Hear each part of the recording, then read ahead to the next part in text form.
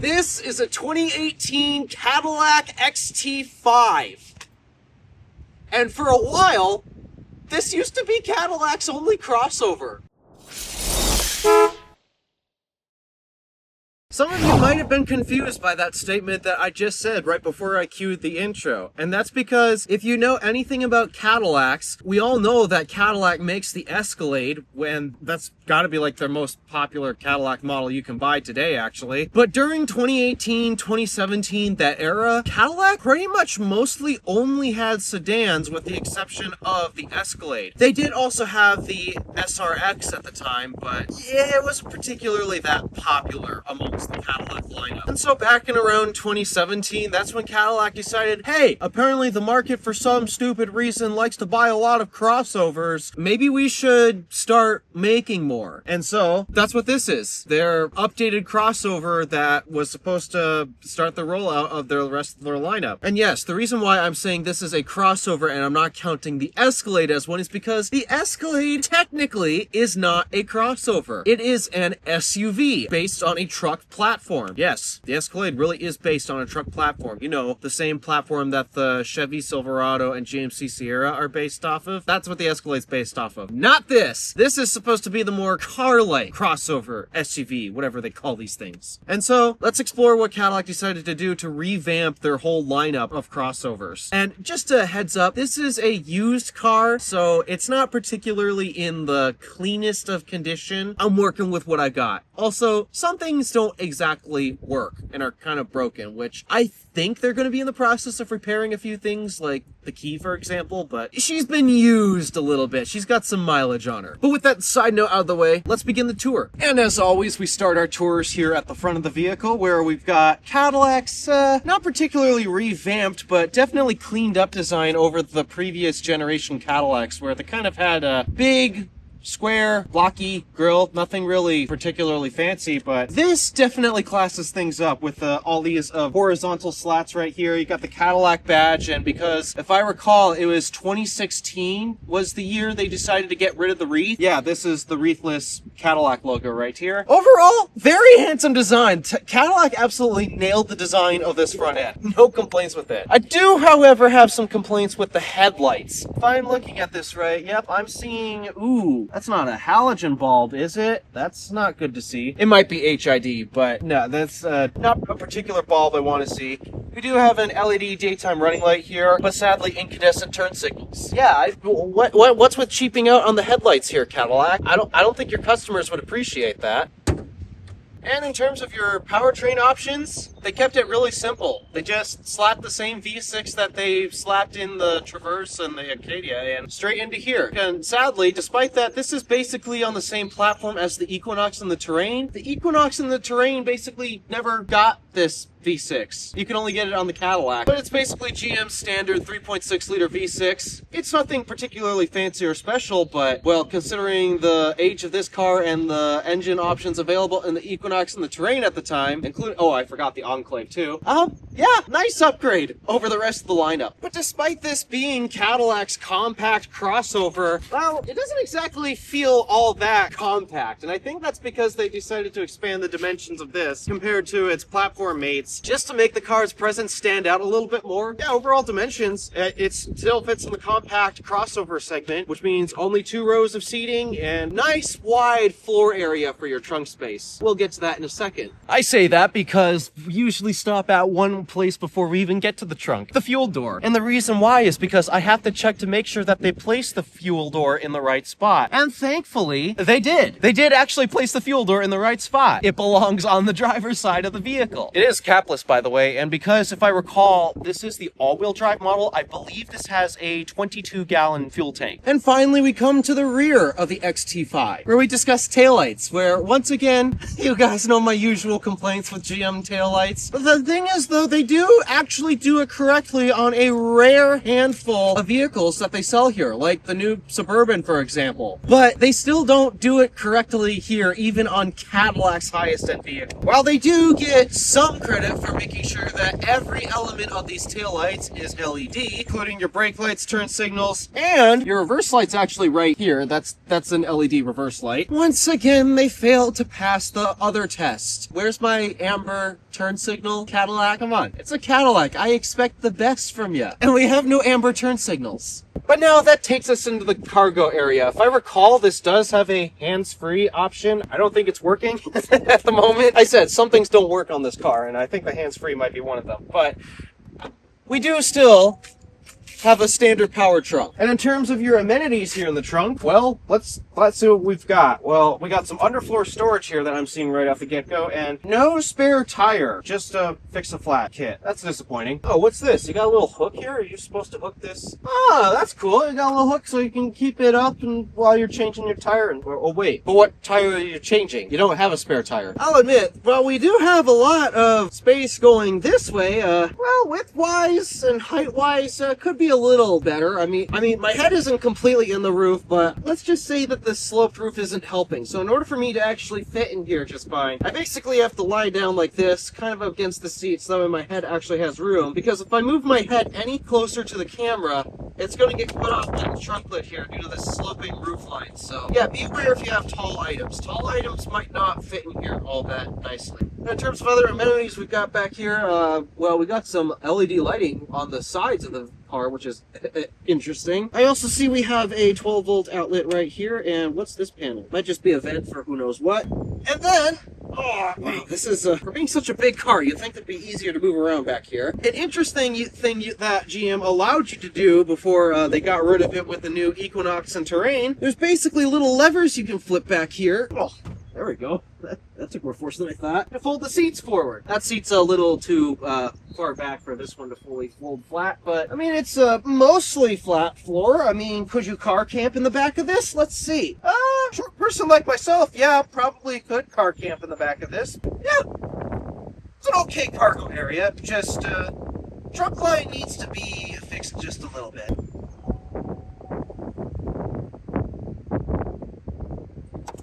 I would normally say that this is the standard Cadillac key fob that you get, though due to its condition, again, this is a used car. I don't think this is exactly the standard key that you get with a Cadillac, but yeah, this is the key that comes with the car. Typically, you'd have labels for the buttons, and I am surprised that the owner of this actually managed to scrape all of the rubber off of this. Wow, that's an impressive feat. I legit don't know how people do this. But nonetheless, yeah, you got your lock and unlock buttons. This is for remote start, I believe, and then this is to pop your trunk, and then you got your panic button, and then if the electronics and the key fails and all that, you got the backup key situation right here just by pushing this button, and then there's your spare key, physical key right there. Walking up to the vehicle, we do have GM's push button to lock and unlock, although once again, strangely enough, that's actually not working, so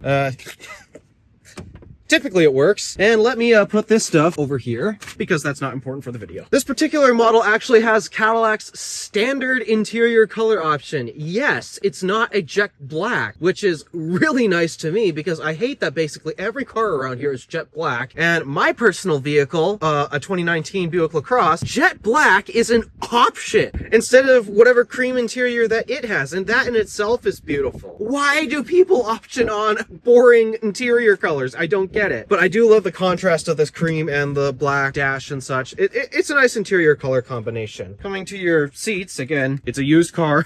Coming to your seats, it's basically 8-way power adjusting, I believe, and strangely enough, because this is closer to a base model Cadillac XT5, so it's missing a few or a lot of options. So it's missing lumbar, strangely enough. This is a Cadillac. Why do you remove lumbar on the base trim? That's an interesting decision. Nonetheless, let's get in, and step in height is relatively okay for someone my size. I just got to make sure that the seat's on the floor in order to get in comfortably. And we are greeted by a couple animations and the displays and such. And just to start up the vehicle, thankfully, push button start is a standard feature. So all you have to do is put your foot on the brake and push the button.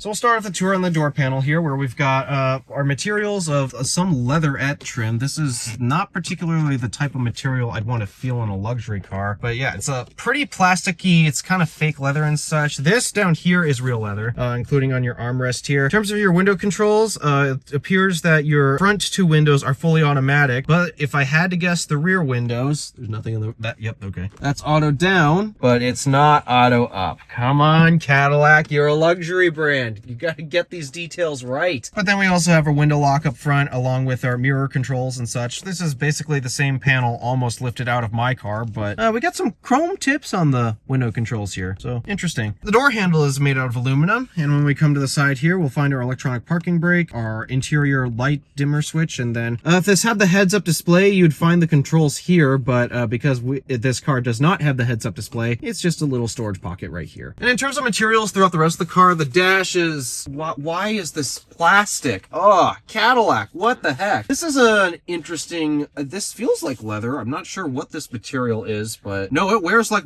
leather, so okay, yeah, this is a leather material. And then we also have some wood and aluminum accents right here. More leather, more of that plasticky leather feeling. This is some of the worst leather I've ever felt, especially considering this is a luxury car. Oof. I hope that you get better materials on higher end trims, but wow, I'm not particularly a fan. Hey, at least there's a nice place here to bump your knee against. That's relatively soft. But coming to your steering wheel here, this is Cadillac's 4-spoke design. Again, no wreath because this was made after 2016. And yeah, pardon the grime and such on this, but we're missing a few buttons here that would typically contain your safety systems right there. Again, this is a very lightly optioned. I actually don't think there's any options on this car, if I'm being honest. Base model Cadillac. So yeah, we're missing a ton of equipment in here, but this would be where you'd find a bunch of your safety systems and such. This is where, interestingly, they decided to put your track seat buttons way down here. I don't know why they chose there, but that's what they decided to do. You'll find your voice and phone controls right here, along with your cruise control. You got an option on adaptive cruise, I believe, along with your little gauge cluster right here, which we got basically a very analog setup, plus that small display right there, which you can see some stuff in here. Did I see a second speed? Oh, that's average speed. There's a lot of stuff in this, actually. Oh, no, there is 2 speeds. What?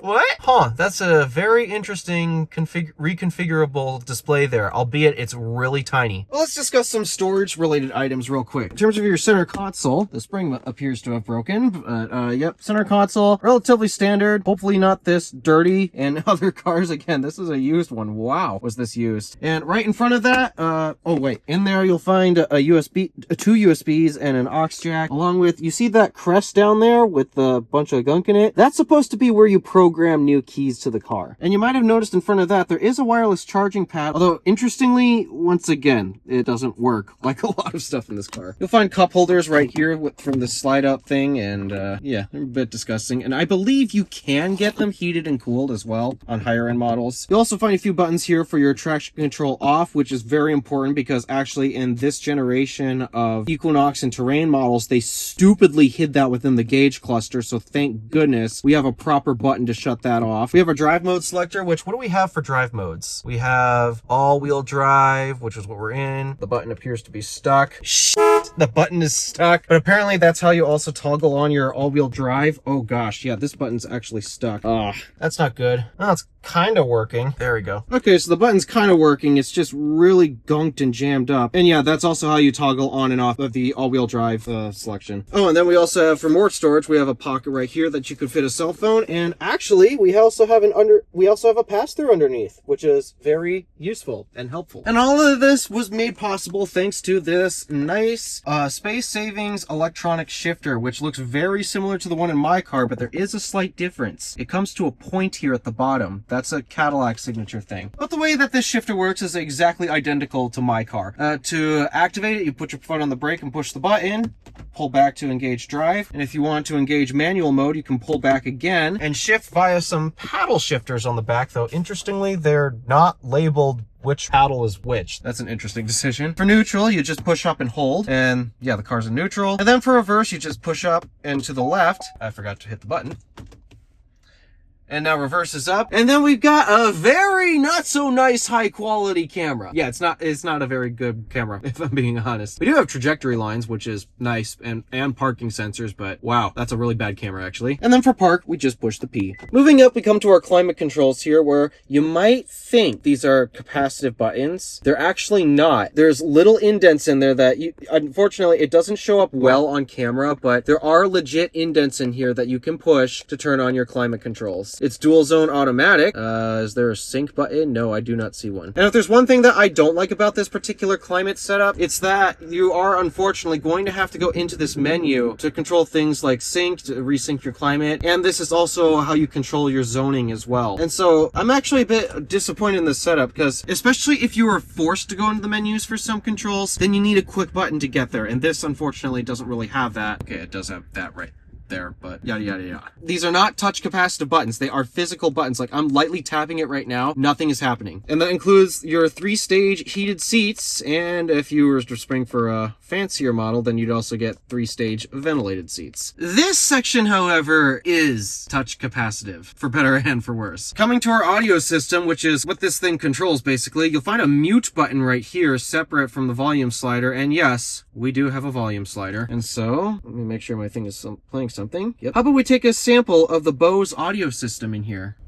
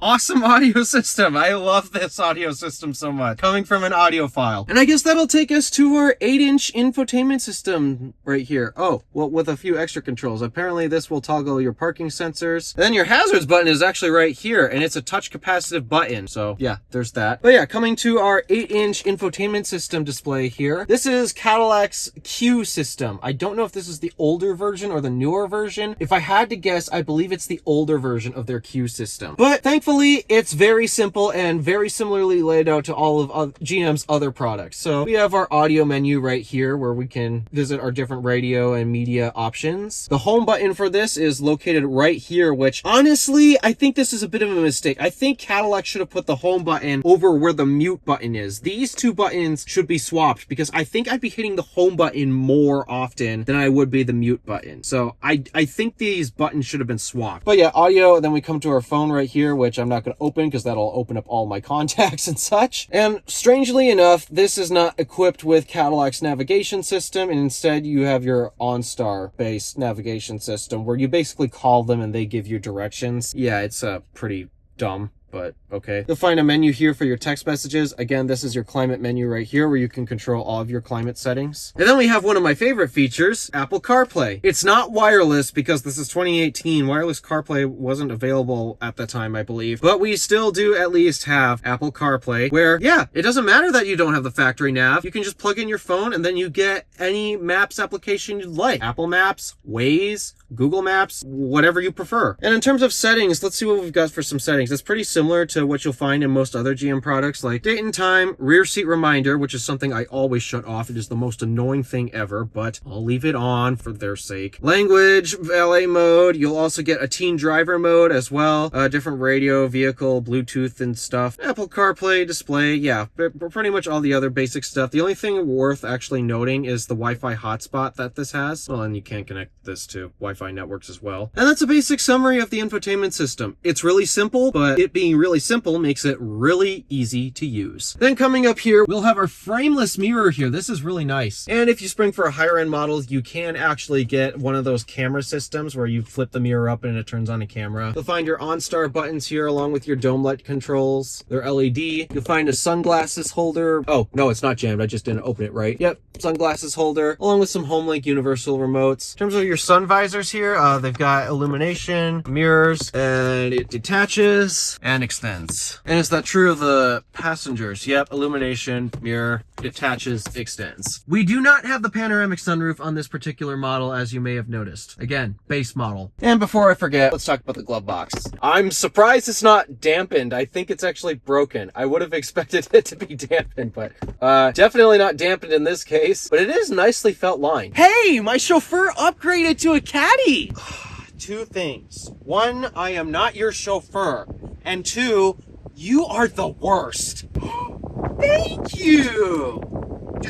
Just get your backseat review over with so we can get this on the road, please. Yeah. All right, let's get this review started. So first we start off here at the door panel where we have basically the exact same materials. Good on you, Cadillac, including this unfortunate plasticky material, but we do have the same wood trim along with the aluminum handles, and leather right exactly where it belongs. Ooh, nice door storage, and we got room for a water bottle, nice. From what I can see so far, we got a map pocket here, a map pocket here, interesting storage nooks. Ooh, can I fit my phone there? I think I could, albeit it has to be small. Climate vents, we got some charging ports here that are USB-A. I wish they were Type-C, because Type-C was out back in 2018. In terms of our center armrest, interesting that they don't make this easy to pull it out. Come on, pull out. Thank you. Also be nice if they were cleaner. Then again, you said this is a used car. Maybe that was my doing. But it is interesting how you can actually fold this center seat down with that loop right there and get access to the trunk. Oh, so that's how you open up the center armrest. You just fold that down and then the armrest falls out. The seats are pretty darn comfortable. They got ISOFIX points for car seats. And let's actually test the space back here. So we got close to getting into the seat. Again, I'm sitting basically behind quote unquote holier version of myself. And the space is pretty much okay and tolerable. Oh, and headroom is also pretty good too. But if we happen to move over just a little bit more with the seat all the way back, my knees are in the seat. They're literally pressing into the seat. So if this is a big car for the compact crossover space, not particularly ideal. So chauffeur, you need a better car. All right, driving the XT5. Does this wheel come out a little further? It does. There we go. That's a better position. And I really hope that tripod does not fall over like it does every single time. Otherwise, everyone's gonna get a flattering camera angle. Wow, it's weird. I'm driving a crossover with a V6. I don't remember the last time I did that. Because the past two other crossovers that I reviewed, dang it, didn't make the red light again. I'll have to save that for later. Yeah, the past two crossovers that I have been driving, they all had 4 cylinders that were tiny and felt like they were getting a little overworked. Despite this car being 7 years old, if I recall, this is a 2018. Yeah, despite this being 7 years old, she still rides brand new. And how many miles are on the odometer? Basically 130,000. Rides exactly like a brand new car, just the other mount. Low fuel, yeah, I know. So, all right, this is our bumpy section.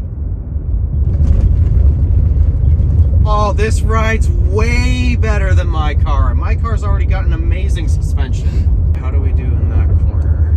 Right up ahead.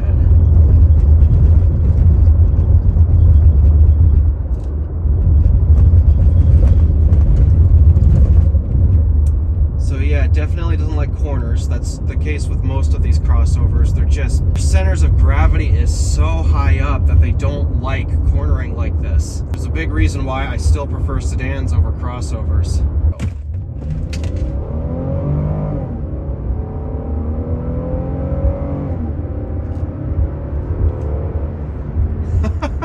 A lot better than those 4 cylinders.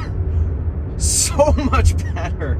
Not only do we get up to speed quicker, but the engine felt a heck of a lot less stressed than those other 4-cylinder crossovers that I've been driving for the past how many reviews now? Because I did the Terrain twice, the old one and the new one. They basically have the same engine, and they felt They did the job, but it felt like I had to push them to get the job done. This, however, with the V6, it just makes it so much easier to get up to speed. I guess the final thing to note is driving position and visibility. I haven't completely found the perfect driving position in this car, but visibility, these windows are huge. Can't exactly see where the front of the hood is, so I probably have to get a little taller up, but a lower dash definitely helps. It's definitely lower than that original 2020 Terrain that I test drove the one time. Oh, that dash was so high up. You had to get the seat all the way high up and you could barely see out that thing, but this, a lot easier. So I'd be hoping that because it's a Cadillac, they make it easy to drive, and they certainly did that. And because I am editing this video extremely late at night, I'm not even going to go through the whole bother of trying to explain my scoring for each category. So here's the final score. 82 out of 150. The best crossover I have reviewed so far. Overall, despite that the car definitely needed a cleaning, that's not really Cadillac's fault, that's just the previous owner's fault. And yeah, nice car. I just wish that it was not a crossover, but I mean, that was the whole point of the XT5. It was to start the whole revamp of Cadillac's crossover lineup, and I'd say it does a pretty good job of that. Despite that, I only reviewed a base model. So, thank you for watching. Do me a favor to interact with the stuff below, and do me a favor and check out my Patreon page. I would really appreciate that. This is the Random Alpha Drive, signing out.